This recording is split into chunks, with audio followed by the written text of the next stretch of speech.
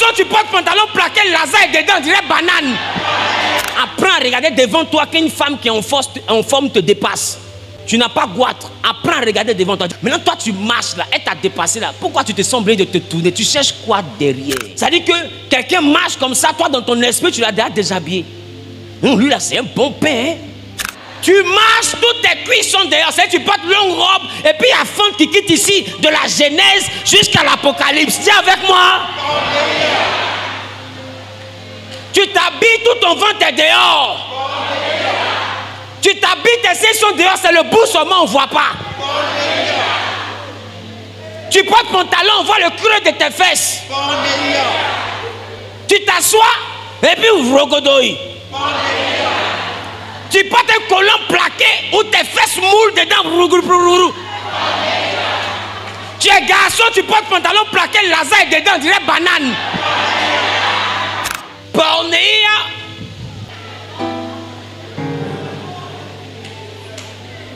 Ce mot est biblique. Donc laissez-moi prêcher la Bible. En fait, vous révélez le problème de votre âme. Parce que moi je parle de ça avec une innocence dans l'esprit, en voulant te faire comprendre la profondeur de la Bible. Mais toi tu dis, pornéia. Papa, tu insistes sur le mot, ça me fatigue. Tu insistes. Adama. Ton téléphone a les codes, on dirait la NASA. Parce que dans le téléphone, là, tu sais qu'il y a pornéia. Ton téléphone sonne. Tu sors de la douche et un savon dans tes yeux. J'arrive. Bon, attends. Toi, ton téléphone là, pourquoi on ne décroche pas? Un mari normal aurait dit à sa femme, bébé décroche et dis que je suis en train de me doucher. Tu as ton téléphone de maison, tu as ton téléphone de bureau, ça ne monte jamais dans la voiture, ça reste dans le tiroir. Pornéia. Non, le monsieur il est là, il paye, sa femme est sérieuse. Oh, le téléphone de la non-sériosité là, c'est un autre bureau. Quand elle arrive, elle allume. Elle finit de causer, elle finit, elle éteint. Elle rentre à la maison. Pornéia. Tu le vois, il est propre, tu la vois, elle est propre, mais tu rentres chez lui, tu vois Rigra sur télévision. Ton placard, quand on ouvre le placard, ça ressemble aux 40 ans du peuple dans le désert. Tout est désordonné. Chemise est sur culotte, culotte est sur débardée.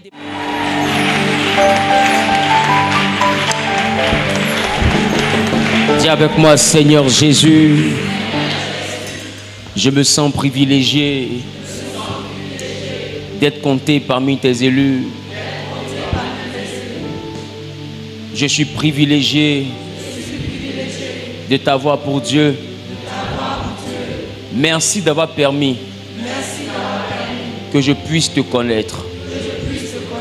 Merci d'avoir permis que tu sois révélé à ma personne. Honneur et gloire à toi. Aide-moi à vivre pour te plaire. Aide-moi à crucifier la chair. Afin que l'homme nouveau en moi puisse renaître et se manifester. Et que rempli du Saint-Esprit, que je sois un témoin vivant de ta manifestation et de ta puissance. Et que mon passage sur terre soit source de réveil, de bénédiction dans ma génération, dans ma famille et dans tout lieu où je passerai. Gloire, honneur à toi, mon seul et unique Dieu. Jésus-Christ, mort, ressuscité d'entre les morts, pour que j'aie la vie éternelle. Je le crois et je le confesse. Au nom de Jésus, Amen, Amen et Amen. Alléluia. Assieds-toi tout doucement. Bien-aimés, nous sommes sur notre thème qui est intitulé la maturité spirituelle. Et la maturité spirituelle a été traitée sur 3 volets. Le premier volet de la maturité spirituelle est bel et bien le volet de la parole de Dieu. Alléluia. Amen. Alléluia. Amen. J'ai dit le premier pilier de la maturité, c'était d'abord la parole de Dieu. Le deuxième pilier de la maturité spirituelle était la prière. Et le troisième pilier de la maturité spirituelle est la restauration de l'âme.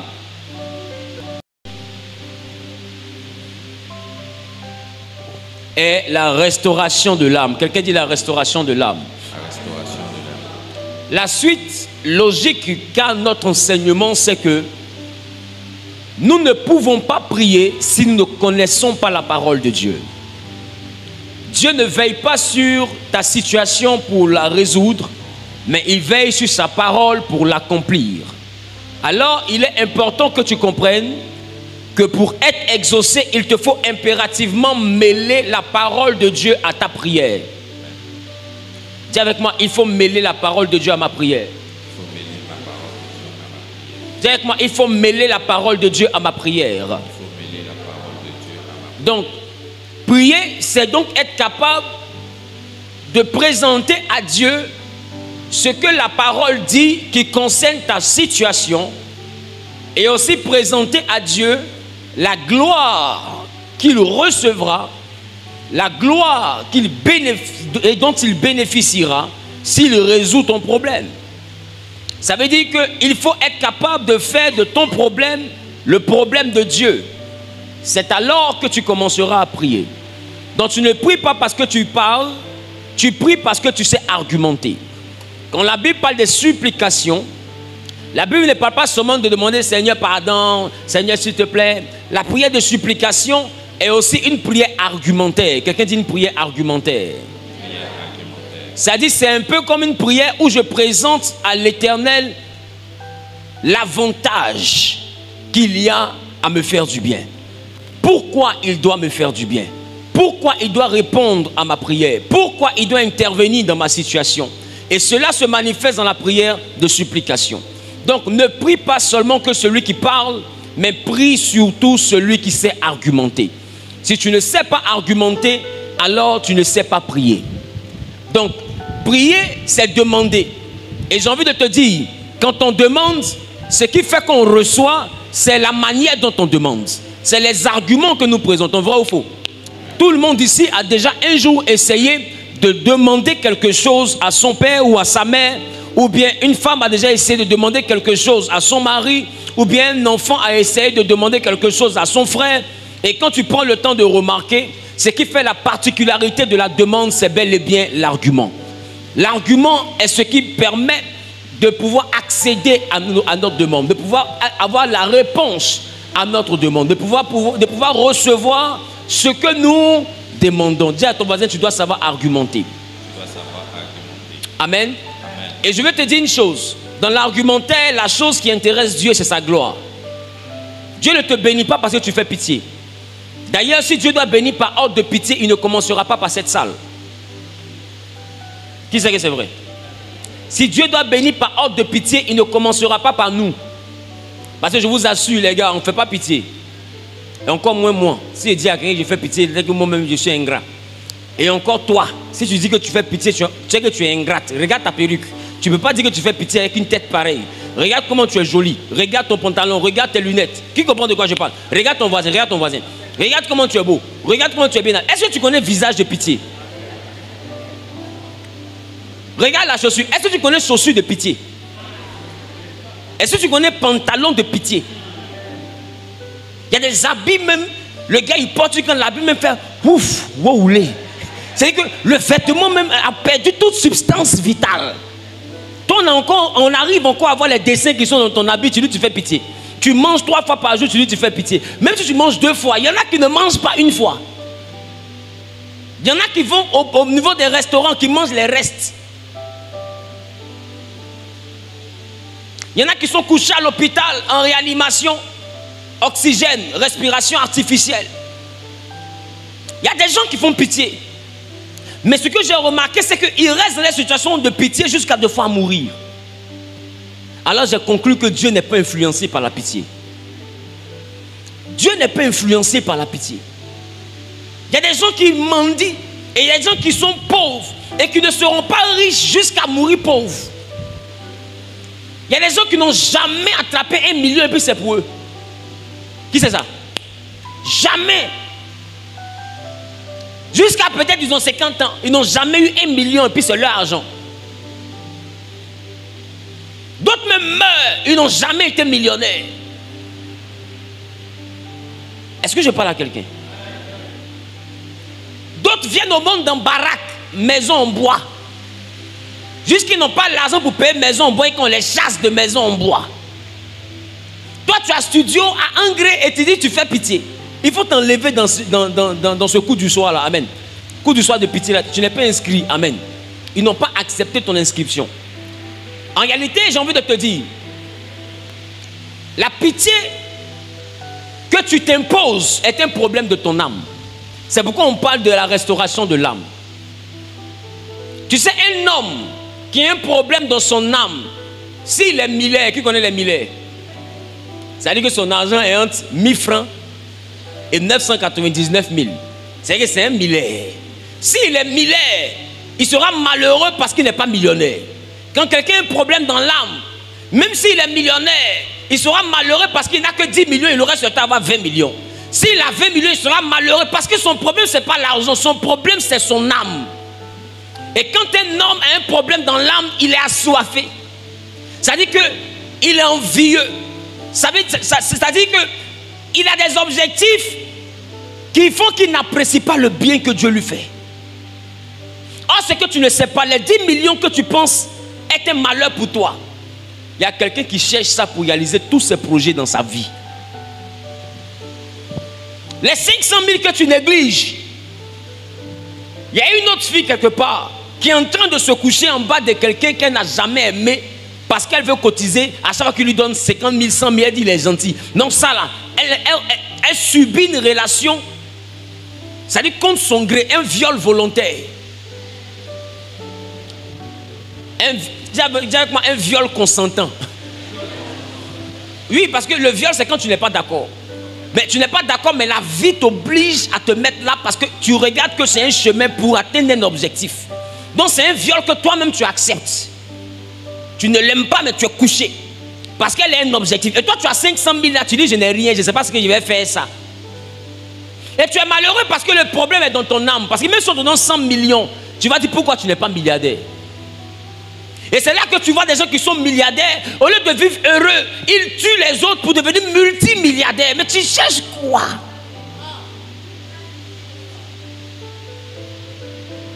Oh, 1 milliard seulement. 1 milliard, il y en a qui vont... Des gens ont vécu 99 ans, ils n'ont jamais eu 1 milliard. Toi, tu as jusqu'à son 5 et tu pleures.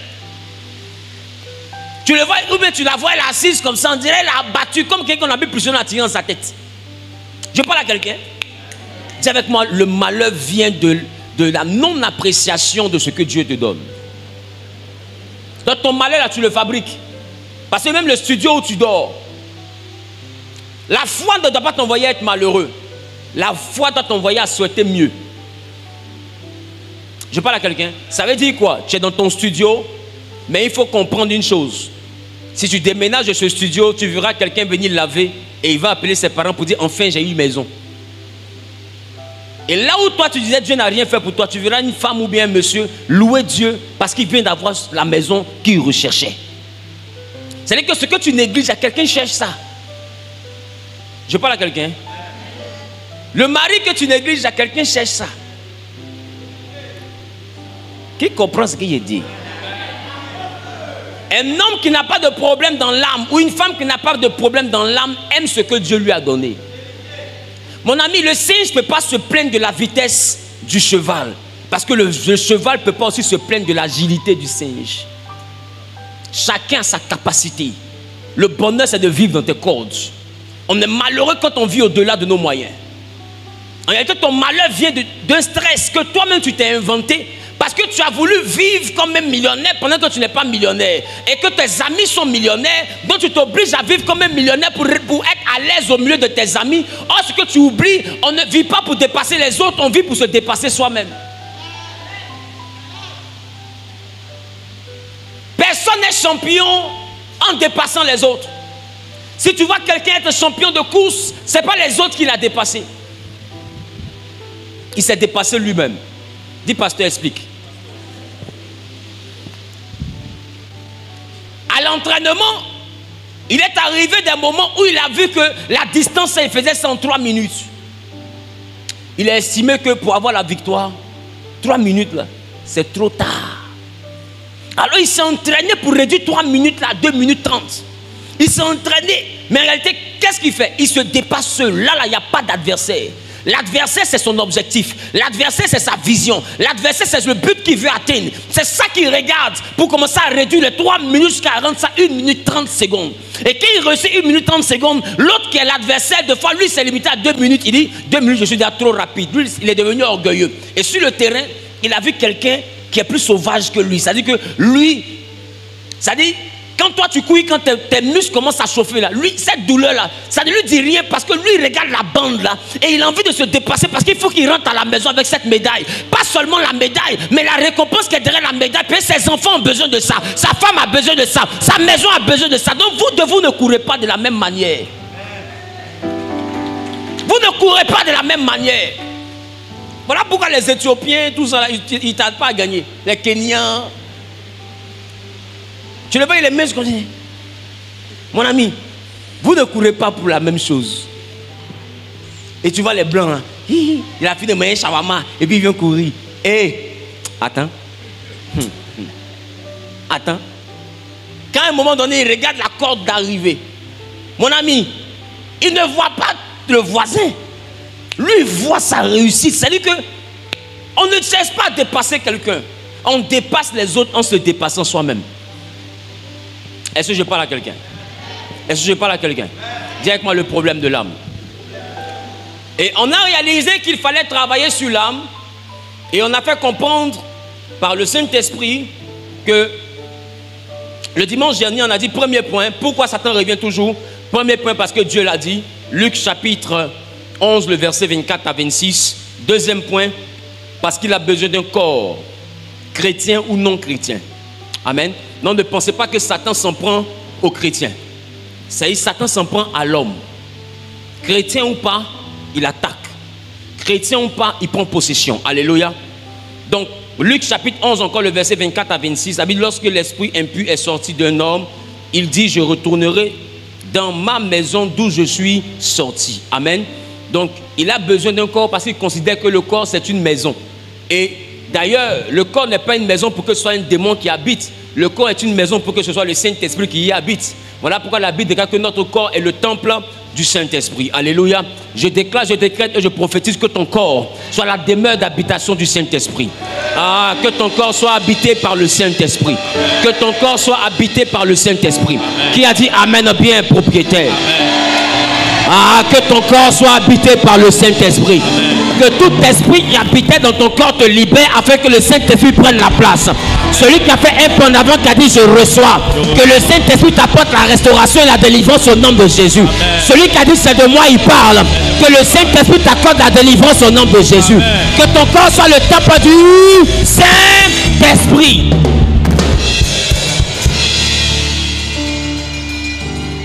C'est ce que je te souhaite aujourd'hui. Alléluia. Amen. Troisième point, parce que dans notre corps, le diable a un allié qu'on appelle la chair. Alléluia. Amen. Et en ce qui concerne la chair, j'ai eu le temps d'introduire la chair le dimanche dernier, mais je veux poursuivre et terminer en ce qui concerne la chair. Allons-y rapidement en Galates chapitre 1, chapitre 5 plutôt. Galates chapitre 5. Galates chapitre 5, nous allons lire à partir du verset 16. On lit le verset 16. Oui, allons-y. C'est la première lecture, nous aurons la parole de Dieu. Je dis donc, oui, marchez selon l'esprit. Marchez selon l'esprit. Et vous n'accomplirez pas les désirs de la chair. Et vous n'accomplirez pas les désirs de la chair. Car la chair a des désirs contraires à ceux de l'esprit. La chair a des désirs contraires à ceux de l'esprit. Et l'esprit en a de contraires à ceux de la chair. L'esprit en a de contraires à ceux de la chair. Ils sont opposés entre eux. Ils sont opposés entre eux. Afin que vous ne fassiez point ce que vous voudriez. Afin que vous ne fassiez point ce que vous voudriez. Si vous êtes conduit par l'esprit. Si vous êtes conduit par l'esprit. Vous n'êtes point sous la loi. Vous n'êtes point sous la loi. Or, Or, les œuvres de la chair sont manifestes. les œuvres de la chair sont manifestes. Ce sont l'impudicité. Alléluia. Assieds-toi dans la présence de Dieu. Dis avec moi, les œuvres de la chair sont manifestes. Les œuvres de la chair sont manifestes. Ce qui me plaît, c'est le verset 16. Il dit, je dis donc, marchez selon l'esprit et vous n'accomplirez pas les désirs de la chair. Dis avec moi, la vie spirituelle, c'est une démarche. La vie spirituelle, c'est une démarche. Dis avec moi, la vie spirituelle, c'est un caractère. La vie spirituelle, c'est un caractère. Beaucoup parmi vous, vous avez voulu être spirituel en priant. On n'est pas, c'est-à-dire, il dit la différence qu'il y a entre un homme spirituel et un homme charnel, c'est dans son comportement.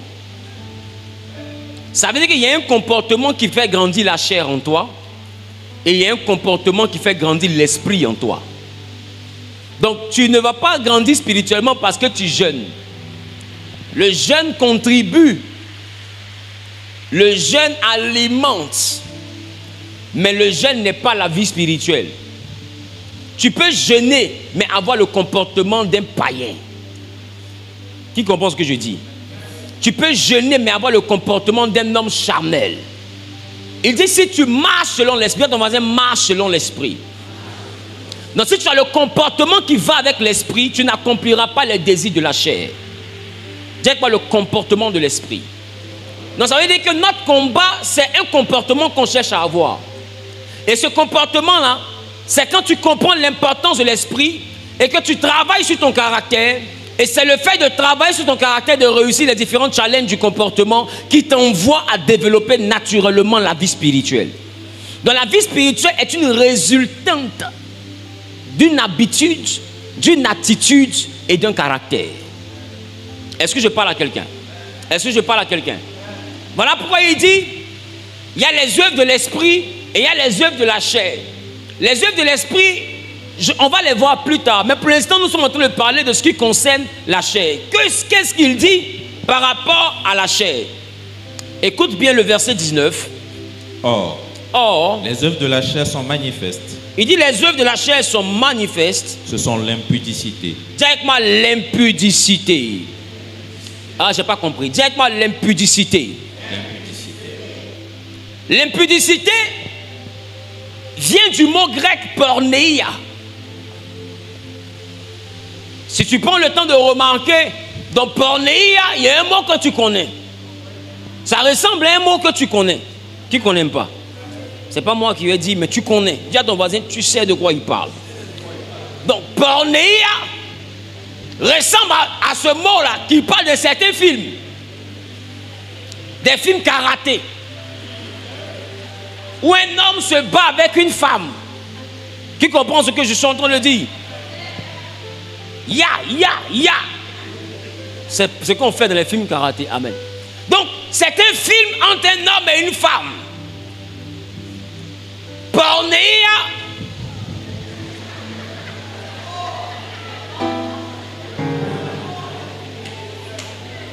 Ce mot est biblique. Donc, laissez-moi prêcher la Bible. En fait, vous révélez le problème de votre âme. Parce que moi, je parle de ça avec une innocence dans l'esprit, en voulant te faire comprendre la profondeur de la Bible. Mais toi, tu dis, porneia. Papa, tu insistes sur le mot, ça me fatigue. Tu insistes. Adama. Porneia parle de l'impudicité. Quelqu'un dit l'impudicité. Vous savez, quand on parle d'impudicité, beaucoup d'églises ont souvent prêché la fornication. Et j'adhère à ce message parce que la fornication est un pan de l'impudicité.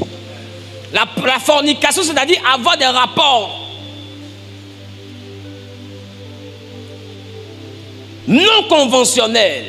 Ça veut dire des rapports qui ne sont pas des rapports légitimes, des rapports légaux qui sont manifestés entre un homme et une femme qui ne sont pas mariés, ou bien une personne qui a plusieurs partenaires participe à ce qu'on appelle porneia.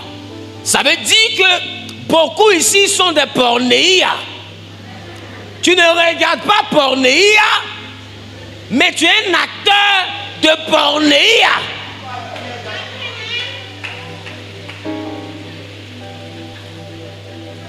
Tu vis pour goût. C'est goût tu aimes. À cause de goût, tu ne peux pas prier.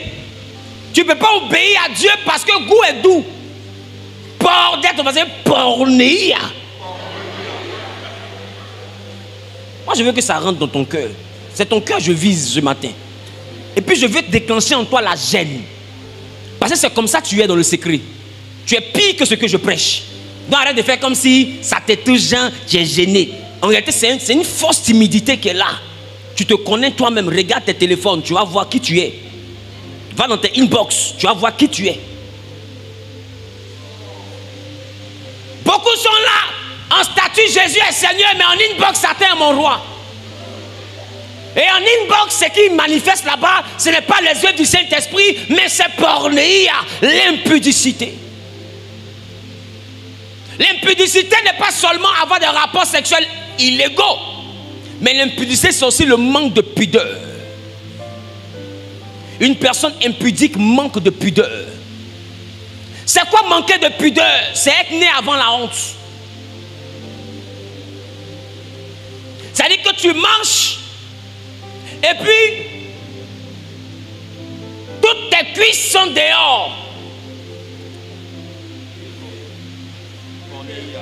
Pornéia. Pornéia. Donc quand je dis quelque chose, tu réponds. Tu marches, toutes tes cuisses sont dehors. C'est-à-dire tu portes longue robe et puis il y a fente qui quitte ici de la Genèse jusqu'à l'Apocalypse. Dis avec moi. Tu t'habilles, tout ton ventre est dehors. Tu t'habilles, tes seins sont dehors, c'est le bout seulement, on ne voit pas. Tu portes pantalon, on voit le creux de tes fesses. Tu t'assois et puis vrogodoi. Tu portes un collant plaqué où tes fesses moulent dedans. Tu es garçon, tu portes pantalon plaqué, lasagne dedans, on dirait banane.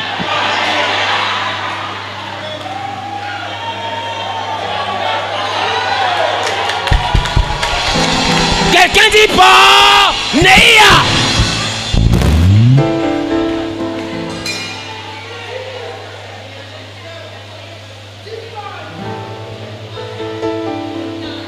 Le manque de pudeur.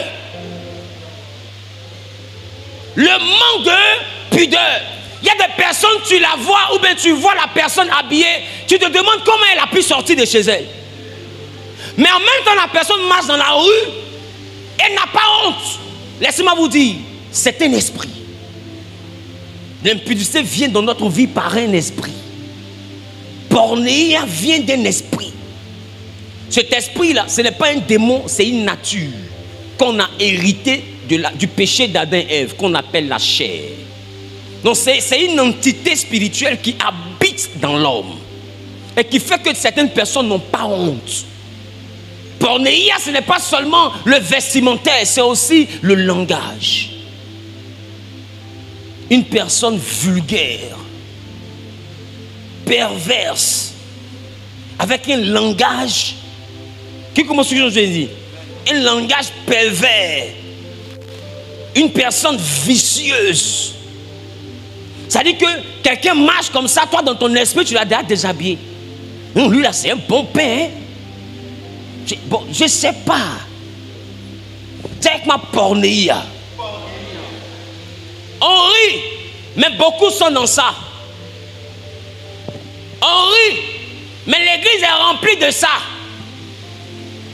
Beaucoup viennent à l'église avec des vêtements, tu te demandes, est-ce que le personnage a connu Jésus? Mais en même temps, on use de douceur parce que la brutalité peut envoyer cette personne à retourner dans le monde. Mais je vais te dire, la transformation de Christ en toi doit réjaillir même sur ton vestimentaire. Je parle à quelqu'un. Tu es un homme et tu portes pantalon de fou. Tu connais pantalon de fou? Tu as habillé ta cuisse et dehors, tout est pété. C'est la mode. Dis avec moi, le corps est sacré. Aujourd'hui, les gens ne luttent plus pour s'habiller. Ils payent cher pour se déshabiller. Les habits les plus beaux aujourd'hui, quand on dit quelqu'un est sapé, majoritairement, il faut prendre le temps de remarquer, la tenue doit être forcément sexy. La tenue doit montrer les courbes de la forme, doit montrer comment le postérieur est rebondi, doit montrer comment le camp de prière est soulevé, comment la montagne de Jérusalem tient dans les hauteurs. Pornéia. Regarde ton voisin ou ta voisine, il faut dire, est-ce que tu n'es pas pornéia? Et le comble, c'est que beaucoup de personnes éduquent leurs enfants selon pornéia. La petite fille est déjà là, elle porte mini. Bon, toi, en te portant robe, tu as fini en petite culotte. Maintenant, elle commence à être petite culotte. Elle finit comment? Parce que prends tes photos d'enfance, tu vas voir ce qu'on te portait, puis comment tu as fini. On te portait boubou. Tu as fini un ras de fesses. Elle a commencé à porter ras de fesses. Elle finit comment?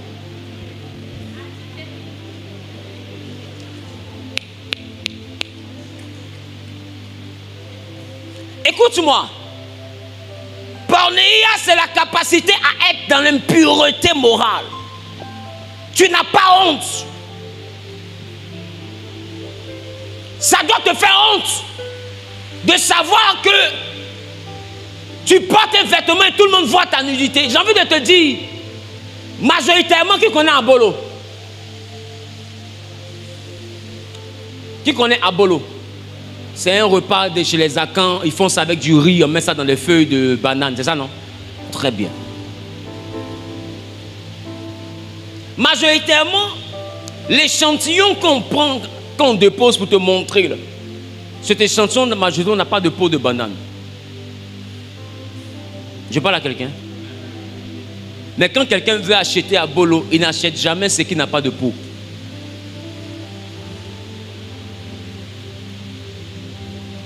Au Congo, on parle de la chikwane, le bâton de manioc. Il y a la chikwane qu'on enlève la peau dessus, l'emballage pour présenter. Mais la chikwane qu'on achète n'est pas la chikwane qu'on a présentée, mais c'est la chikwane qui est bien emballée. Parce que ce qu'on a présenté, la majoritairement, les mouches ont joué avec.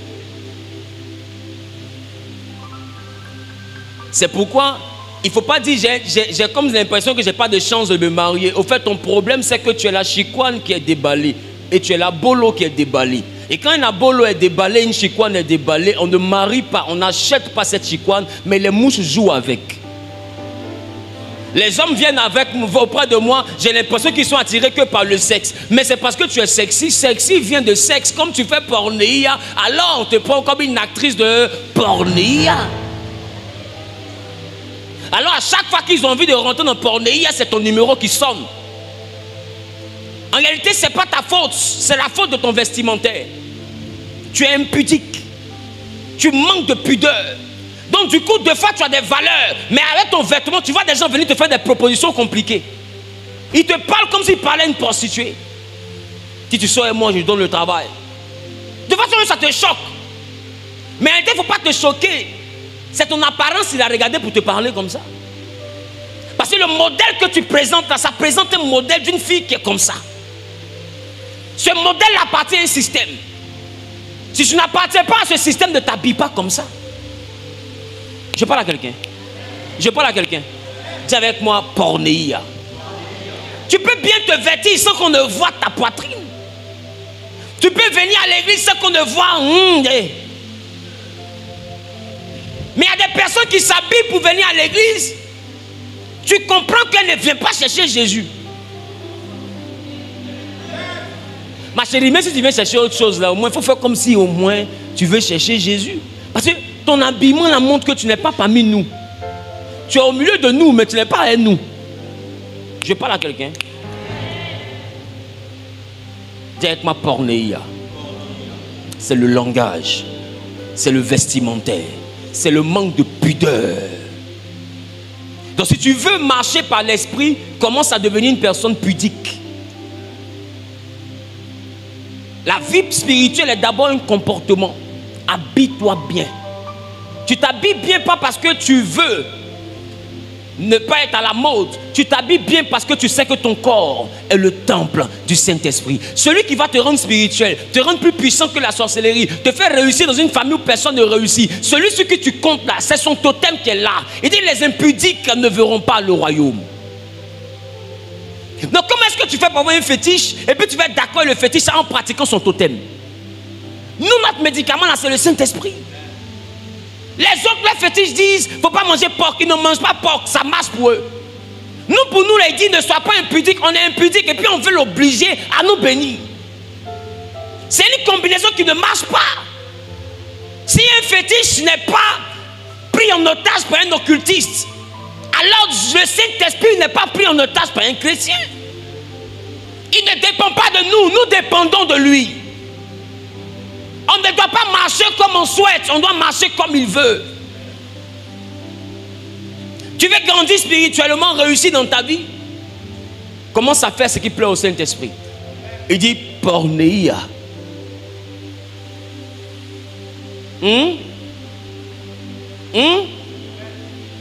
Ton téléphone a les codes, on dirait la NASA. Parce que dans le téléphone, là, tu sais qu'il y a pornéia.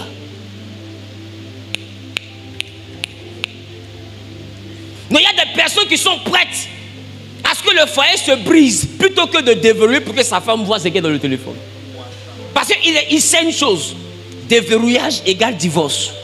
Donc c'est mieux de faire pas déverrouiller, là au moins égale palabre. Qui comprend ce que je dis? Est-ce que déverrouiller égale divorce? Non, un divorce et puis palabre, c'est quoi on préfère? On préfère palabre. Donc il dit je ne peux pas déverrouiller. Parce que ça serait un palabre, on peut régler. Mais si je déverrouille là, ce que tu vas voir là, on ne peut pas régler. C'est à cause de pornéia qu'aujourd'hui, les téléphones sont devenus plus sacrés que le mariage. Sinon, comment tu fais pour avoir une vie privée dans un mariage? Tu as ta vie privée dans ton mariage. Le mariage à l'origine, Adam et Ève étaient nus. Ils n'avaient pas honte. Chacun montrait sa nudité comme il était. Mais toi, tu es nu, mais tu as quelque chose qui est habillé.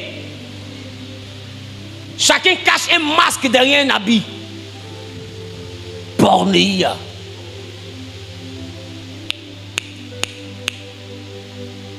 Ton téléphone sonne. Tu sors de la douche et un savon dans tes yeux.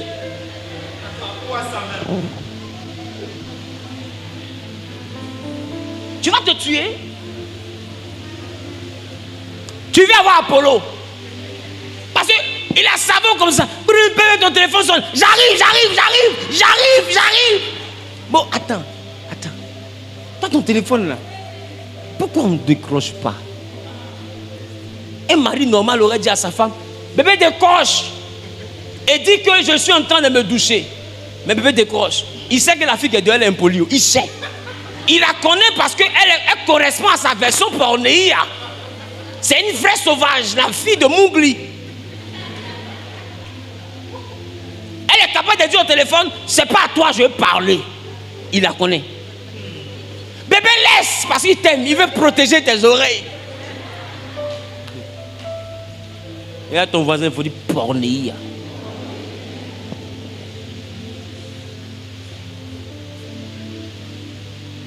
Tu as ton téléphone de maison, tu as ton téléphone de bureau, ça monte jamais dans la voiture, ça reste dans le tiroir. Tu sais? Est-ce que toi tu as une petite vie? Pornéia. Non, le monsieur il est là, il paye, sa femme est sérieuse. Oh, le téléphone de la non-sériosité là, c'est un autre bureau. Quand elle arrive, elle allume. Elle finit de causer, elle finit, elle éteint. Elle rentre à la maison. Pornéia. Pornéia, parce que vous êtes au bureau entre midi et deux, tous les bureaux sont bouclés. Vous faites quoi là-bas?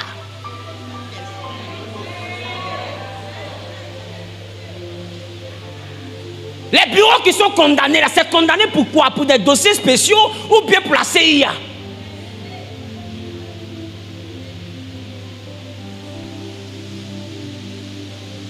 Dès que ma pornéia.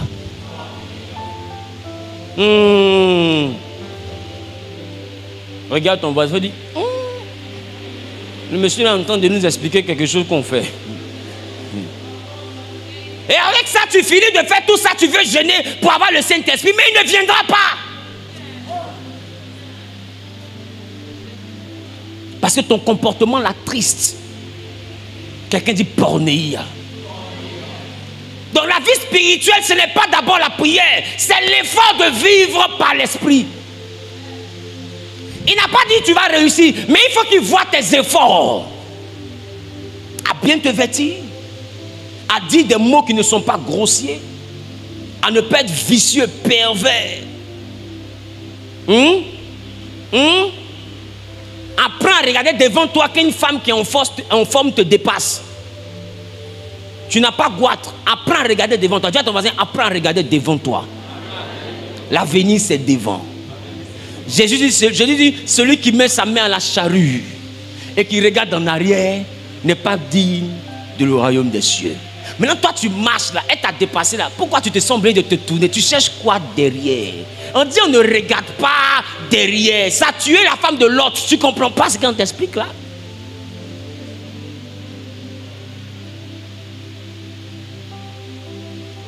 Dieu dit ne regarde pas derrière, la regarder derrière, devient une statue de sel. Le sel, c'est la saveur. Tout le monde va prendre un peu de ce sel pour préparer sa sauce.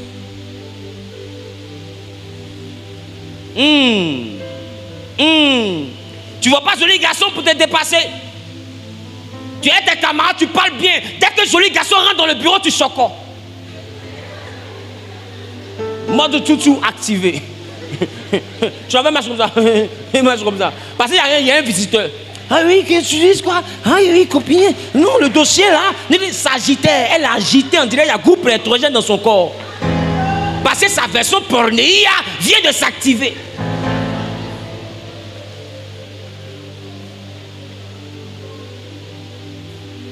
Toi-même, tu as le comportement qui envoie le péché, puis quand tu pèches, tu accuses le diable. Pourquoi tu fais ça? C'est ton comportement qui montre que tu es prêt pour pécher. Donc le diable te propose ce que tu fais des efforts pour avoir. Parce que déjà, tu fais beaucoup d'efforts.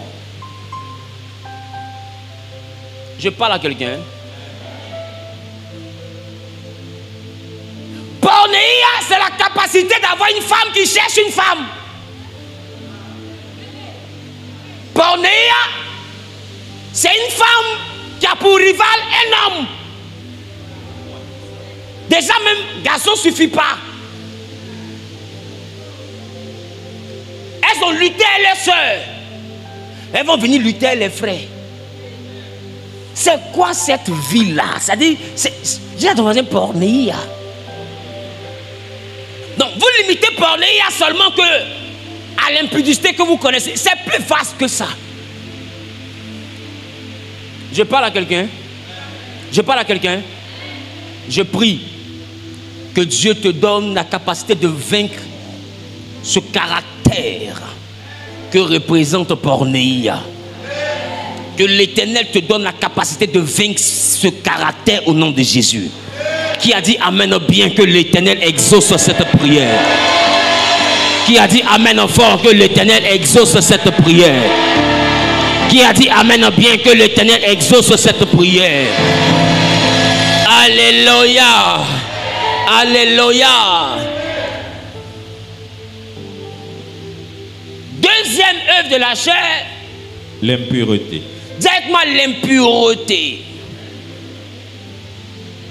Impureté parle du grec akatarsia. Akatarsia rejoint deux fois pornéia, parce que l'impureté, deux fois, c'est le fait d'avoir des pensées bizarres. Mais en même temps, ce qui fait que, à côté de pornéia, ils ont mis akatarsia, c'est parce que pornéia et akatarsia sont deux mots grecs qui sont séparés quelque part. Ils se rejoignent quelque part, mais en même temps, ils sont aussi différents quelque part. Et ce qui rend akatarsia différent de pornéia, c'est que akatarsia, c'est la malpropreté. Bon, simple. La saleté.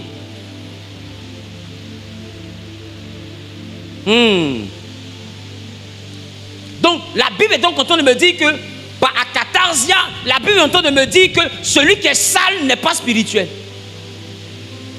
Celui qui est sale ne marche pas par le Saint-Esprit. Parce que que la malpropreté, c'est le manque de propriété. Donc, impureté ici, c'est akatasia. Ce qui parle de ce qui est malpropre. Ce qui est malpropre, c'est ce qui n'est pas propre. Donc, ça veut dire que quand je suis à l'aise dans un environnement sale, je ne marche pas par le Saint-Esprit. Voilà pourquoi tous ceux qui n'ont pas le Saint-Esprit, les fétiches, les génies et autres, vous donnent des eaux sales. Qui remarque? Des eaux sales, des boubous qu'on ne lave pas, des potions bizarres, des endroits bizarres. Des parfums qui sentent, tu dépasses la personne sent chameau.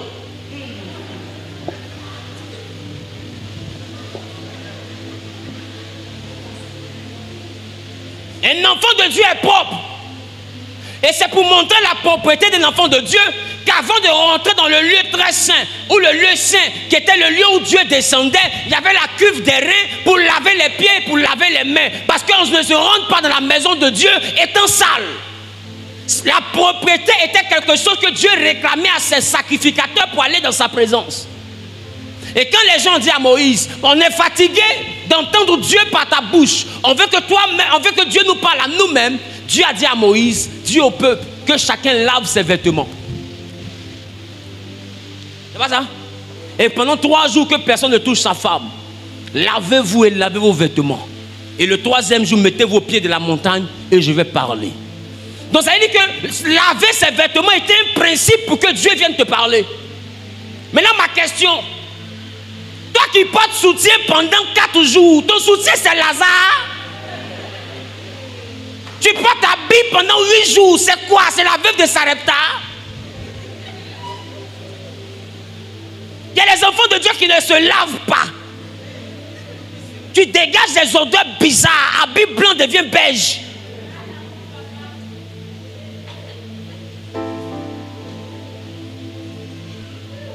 Tu le vois, il est propre, tu la vois, elle est propre, mais tu rentres chez lui, tu vois Rigra sur télévision. Bon, Rigra a fait quoi là? Dis avec moi la saleté. Je ne peux pas prier pour avoir le Saint-Esprit et puis pratiquer akatasia, le manque de propriété.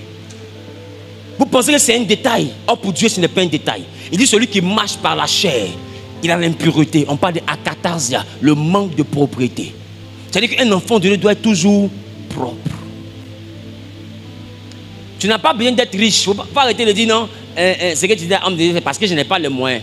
BF là, ça ne coûte pas 7 millions. Si tu veux lave-toi 8 fois par jour, ta facture de sol ici ne va pas venir 500 000. S'il y a quelque chose qui est moins cher là, c'est l'eau. Tu te laves jusqu'à la fin, quand la facture vient, 8 000. Or vous êtes lavé, vous êtes au moins 8 gros. Chaque gros a bien au moins de 6 litres pour se laver.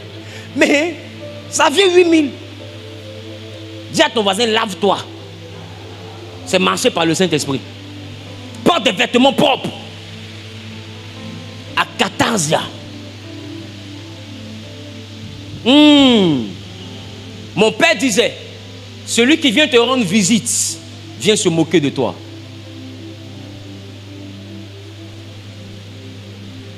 Nettoie ta maison. Le Saint-Esprit, c'est la propriété.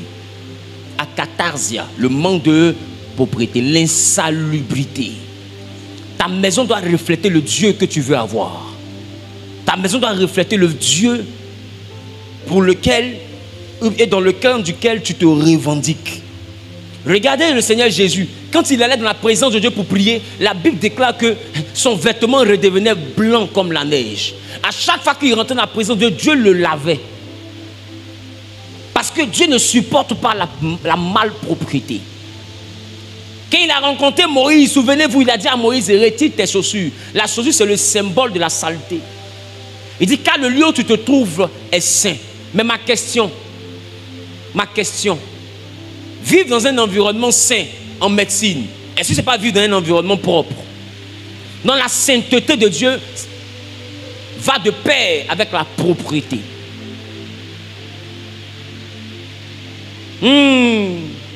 Manger des aliments sains, est-ce que ce n'est pas manger des aliments propres? Quand on nous donne les codes d'hygiène, que tes aliments soient sains, on ne te demande pas de bien laver. Donc tu vois que propreté et sainteté vont de pair. Celui qui est sale n'est pas saint. Donc ton lieu d'habitation doit être saint, comme ton Dieu est saint. Voilà pourquoi la Bible dit, soyez saints, comme votre Père est saint. Donc si tu n'as pas la sainteté de Dieu dans la capacité d'être parfait, mais au moins lutte pour rattraper la sainteté de Dieu dans les domaines où tu peux. Qui commence toujours à te le dire? S'il y a des domaines où tu échoues, ce n'est pas grave. Continue la lutte. Mais il y a des domaines où tu peux.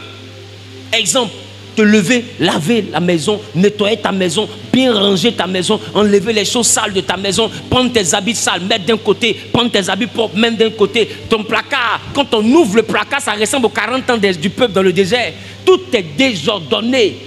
Chemise est sur culotte, culotte est sur débardaises à côté. Qu'est-ce qu'on se dit? Donc pour chercher toi-même ton habit que tu veux porter, ça ressemble à une guerre. Qui sait de quoi je parle? Dis avec moi, akatarsia, le désordre, la malpropreté. Tu as déjà porté un vêtement, tu vois que le vêtement est sale, ne le reporte plus. Lave-le. Lave-toi. Tu vas aller dans la présence de Dieu, lave-toi. Purifie-toi. Et c'est ce que les musulmans pratiquent. Remarquez, ils sont restés dans l'ancien code. Donc ils font quoi? Ils se nettoient de la saleté avant de rentrer dans la présence de Dieu. Qui remarque? Parce que la présence de Dieu est une présence de sainteté. Et la sainteté rime avec propreté. Est-ce que je parle à quelqu'un? Quand Jésus est arrivé au nord de Canaan, où il a changé l'eau en vin, la Bible dit que cette eau-là, elle servait à se purifier. Mais mariage, ce n'est pas culte. Mariage, ce n'est pas église. Se purifier comment? C'est-à-dire que quand les gens viennent dans le mariage, même avant de rentrer dans le mariage, ils devaient laver les mains, laver leurs pieds, se purifier avec cette eau-là, avant de rentrer dans le mariage. C'est que les Juifs ont cette culture de propreté. Et Jésus m'a reproché ça à un homme.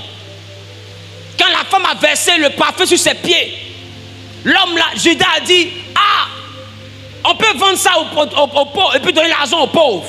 Et le propriétaire de la maison dit dans son cœur, s'il savait la personne qui pleurait sur ses pieds et qui prenait les cheveux pour essuyer ses pieds, il n'allait même pas laisser la personne le toucher. Parce que c'est une prostituée. Comment un homme peut accepter qu'une prostituée le touche et puis il dit être le sauveur? Il disait ça dans son cœur. La Bible, Jésus connaissant son cœur lui répond, quand je suis rentré chez toi, tu ne m'as pas donné l'eau pour laver mes pieds. C'est pour dire que normalement, quand on accueille un étranger dans la maison d'un juif, on lui donne l'eau pour laver ses pieds, pour laver ses mains, pour le purifier avant qu'il rentre dans la maison. Je parle à quelqu'un. Directement à katarsia, la malpropreté. Dans la malpropreté aussi une charnelle. C'est pourquoi remarquez, quand les démons possèdent quelqu'un et que la personne tombe dans la folie, la personne devient sale. C'est pourquoi quand quelqu'un est fou, qu'il est possédé par les esprits méchants, par les esprits des ténèbres, il est à l'aise au milieu des ordures. Il ne se lave plus. Et pour le temps, remarque, quand quelqu'un commence à être dépressif, il ne se lave plus. Qui remarque ça? Quand quelqu'un tend vers la folie, où les démons veulent rentrer dans sa vie, il ne se lave plus, il ne s'entretient plus, il ne porte plus les habits propres, il ne nettoie plus sa maison, il est couché, il commence à avoir l'huile sur son visage, il s'en fout, il commence à dormir, il est là, il est mélancolique. La chose qui le quitte en première position, c'est l'hygiène. Le manque d'hygiène montre que Satan est sur le point de prendre possession du lieu. Donc les démons que tu chasses là, ils sont dans des habits sales. S'ils ne vont pas, c'est parce que tu ne laves pas habits là. Va laver tes habits. Va nettoyer ta maison. Et que ta maison soit propre. Quand Jésus a parlé de l'homme qui avait été délivré, il a parlé en disant que cet homme, le démon était parti et quand il est revenu, il a trouvé la maison bien rangée. Et il s'est dit, je vais aller chercher 7 démons plus puissants pour venir habiter ce corps. Qui a remarqué ça dans le truc? C'est-à-dire que le Saint-Esprit, quand il passe dans ton corps, il laisse une maison propre. Mais pourquoi est-ce que le démon dit la maison est bien rangée? C'est parce que pendant que lui dormait là, la maison était dérangée. La maison était sale. Mais quand le Saint-Esprit est passé, on montre le passage du Saint-Esprit par la maison est devenue propre. C'est-à-dire que la propriété montre que le Saint-Esprit est passé dans ta vie. Oh! Et vous priez pour avoir le Saint-Esprit. Priez pour quitter Akatarsia et vous aurez le Saint-Esprit. Je parle à quelqu'un. Dans ta petite maison où tu es, même si c'est une baraque, mais qu'elle soit propre, balayée. Tu prends une serviette, tu essuies. Même si ce n'est pas carreau, que c'est ciment, essuie. Nettoie ton tabouret. C'est pour toi. Dors sur des draps propres. Lave. Même si tu as 2 draps, lave un. Mets un. L'autre là, sèche. Quand c'est propre, tu mets. L'autre là, tu enlèves. Mais sois propre. Montre à Dieu que tu es royal. Parce que la vie chrétienne, c'est la royauté. Et la royauté, c'est la propriété, c'est la splendeur. C'est tout ce qui est éclatant. Donc tu ne peux pas manifester la royauté de Dieu si ton caractère n'est pas royal. Dieu ne te met pas dans un grand environnement d'abord. Il te montre comment tu gères le petit environnement où tu es. Prends-toi au sérieux et Dieu te prendra au sérieux. Sois toujours propre avec tes vêtements, bien lavés, tes cheveux bien nettoyés. Je parle à quelqu'un? Je parle à quelqu'un? Tu décides de garder les cheveux, on n'est pas contre ça, mais il faut bien nettoyer. Tu décides de garder ta barbe. Mon frère, on n'est pas contre ça. Mais il faut laver. Il ne faut pas en voir plus sortir dedans. Je parle à quelqu'un. Tu ne peux pas entretenir. Il faut couper. Il faut te rendre beau. Rends-toi propre. Je parle à quelqu'un. Je parle à quelqu'un. Un chrétien ne cherche pas à suivre la mode. Un chrétien développe un style de vie. Et le style de vie n'est pas selon la mode. La mode peut être que tout le monde doit avoir des salons en L. Tu n'as pas l'argent pour payer des salons en L. Mais ton style de vie, c'est que tes 2 chaises que tu as là, c'est bien propre. Ta maison est propre. Tu développes ton style de vie. La mode est populaire, mais le style est individuel. Sois à l'aise chez toi, c'est chez toi. Le piment brûle, mais l'asticot vit dedans. Sois à l'aise chez toi. Le papillon, avant de s'envoler, il a rampé. Il était d'abord une chenille. C'est après qu'il est rentré dans un cocon et il est sorti comme étant un papillon. Non, avant d'être dans une grande maison, accepte d'abord de valoriser la petite maison que Dieu te donne. Il y a un temps où tu vas t'envoler, où il n'y aura pas 2 comme toi. Il y a un temps où tu vas t'envoler, où quand toi tu vas réaliser que tu dormais dans une maison où les ampoules étaient sous courant, hein, un courant bizarre, où les ampoules même perdaient la foi. Où tu avais un ventilateur qui chantait Hosanna, paix à quand ma victoire. Les ventilateurs, on met huile pour tourner dedans. Ne riez pas. Il y a quelqu'un ici qui sait de quoi je parle. Parce que ce ventilateur est dans sa chambre.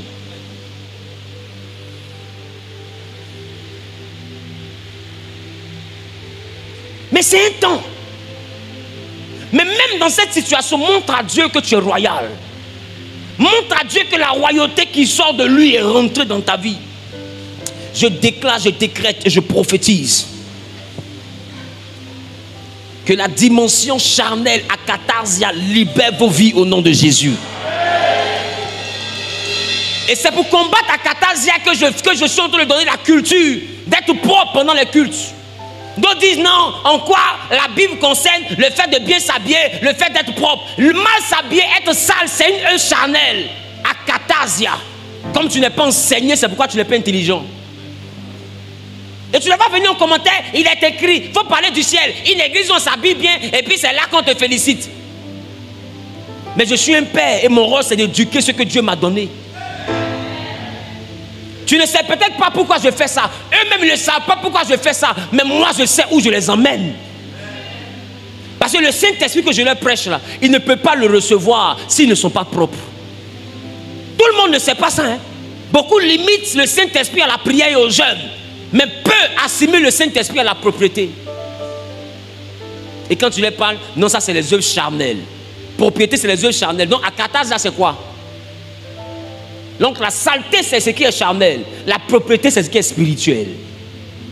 Sois toujours propre, sois toujours frais, bien coiffé, ta barbe bien rasée, ton vêtement propre. Même si ce n'est pas un vêtement Gucci ou bien je ne sais pas quoi, mais que ce soit propre. Je prophétise que cette mentalité remplisse cette église. Que cette mentalité remplisse cette assemblée.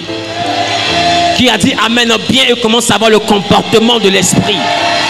Ah, ton Amen me dérange. Donne-moi le Amen de quelqu'un qui reçoit une nouvelle dimension pour triompher de Pornéia et pour triompher de Akatarsia. Celui qui s'élève, qui dit Amen bien, que Dieu l'envoie à un autre niveau. Que Dieu l'envoie à une autre dimension d'intimité et de manifestation. Au nom de